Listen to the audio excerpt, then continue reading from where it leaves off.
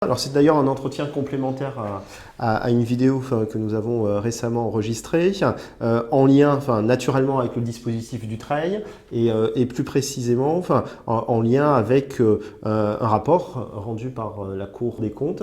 Et il s'agira dans la présente vidéo d'identifier plus précisément les recommandations spécifiques formulées par la dite Cour des comptes.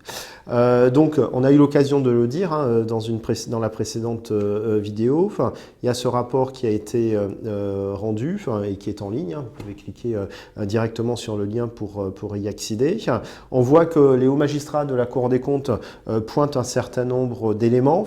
Le premier d'entre eux, c'est une absence de données suffisamment fiables mise à disposition et détenue par l'administration fiscale concernant le périmètre du régime d'exonération, concernant la volumétrie également de ce régime d'exonération et même son coût budgétaire.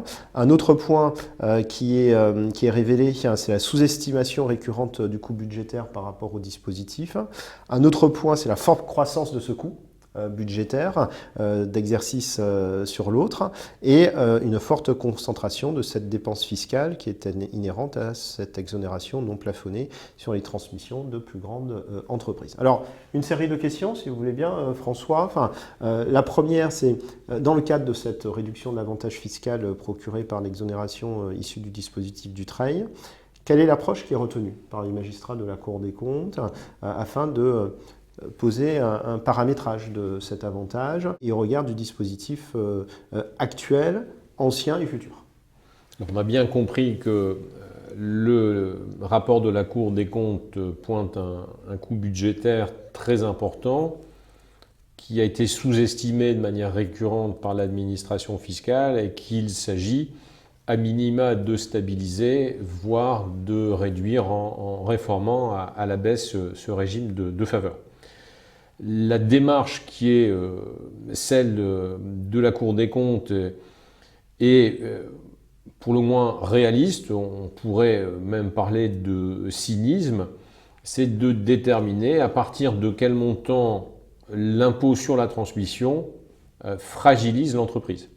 Autrement dit, quel est le coût fiscal maximal qui peut être supporté par le bénéficiaire de la transmission sans mettre en péril la structure d'exploitation par le biais de versement de dividendes qui seraient nécessaires à assurer le financement de cet impôt.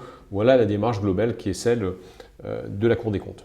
Alors justement, est-ce que la Cour des comptes admet clairement dans son rapport qu'en France, l'imposition qui frappe les donations et les successions dans le cadre de ces transmissions, particulièrement en ce qui concerne le taux marginal d'imposition en matière de transmission en ligne directe, est-ce qu'il est plus élevé, plus incitatif que les autres pays, et notamment de nos pays frontaliers voisins?